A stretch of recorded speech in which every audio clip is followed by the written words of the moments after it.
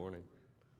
I want to thank all of the commissioners and the Corps of Engineers and so many others for their work on LOSOM and trying to improve the system of water, which matters deeply to all of us. And my ask is an ask that I've made many times as you all look to advocate for Palm Beach County, which I also have the honor of representing a part of, and as the Corps considers the alternatives that will be presented before them, that we try to start from a place of do no harm. That is the most fair place to begin. There are a lot of cities and municipalities and interests that want benefits off of Lake Okeechobee, and I want to see them get every single benefit that they want. But before those benefits get doled out, it has to start from a place of not harming other communities in order to do so. The Colonel spoke about some of the iterations that were being run by the South Florida Water Management District recently. To use that as an example, their 3.5 run.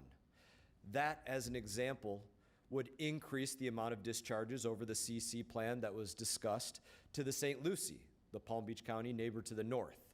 And so a question that I would pose to this body, if that would take discharges from, say, 2,000 cubic feet per second up to potentially 6,000 cubic feet per second, and we have two northern estuaries, the Lake Worth Lagoon and the Indian River Lagoon, would anybody in this body advocate to say, well, let's take 3,000 cubic feet per second of those discharges into the Lake Worth Lagoon?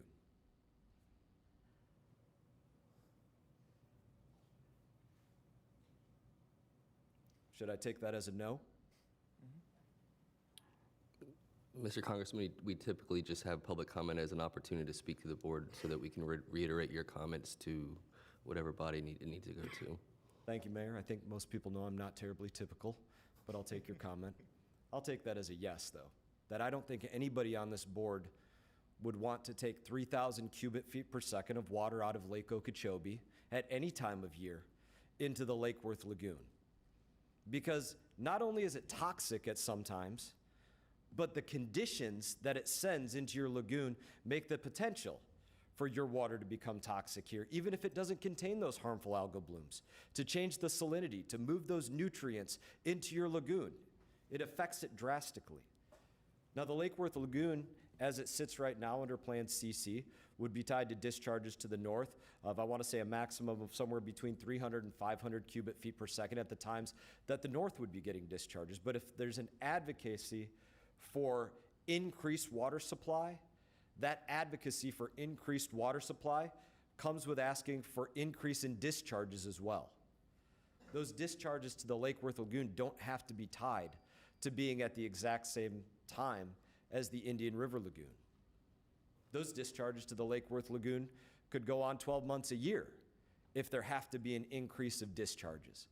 And again, I would reiterate, I don't think that this community wants an increase of water coming out of Lake Okeechobee to it in order to increase water supply. I want to put a quick number on water supply because I know that's been a big concern for you, Mr. Bernard. I know you spoke about it specifically.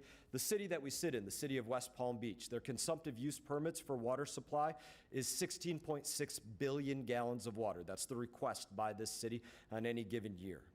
To put that into perspective, the agricultural water supply request in any given year is 859 billion gallons of water. So the city of West Palm Beach could double their request of water by taking just 1/50th of the water that goes into agriculture supply, could totally double the supply request that goes to the city. I would also give this warning as there was conversation about algal blooms.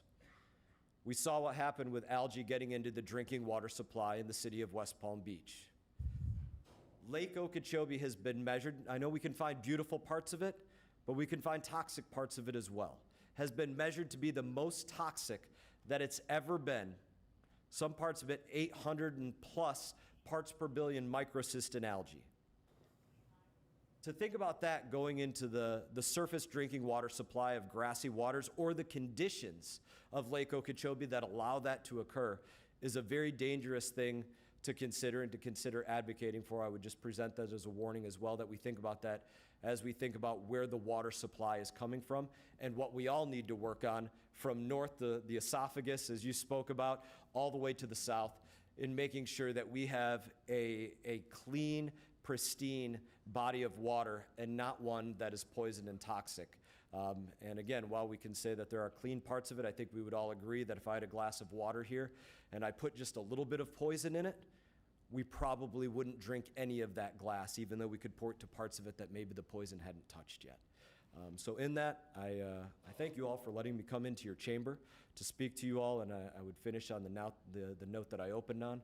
Please work to advocate from a starting point of do no harm to other communities, whether it be Lee County or St. Lucie County or any other water, tributary, stream, estuary, reef, or anything else.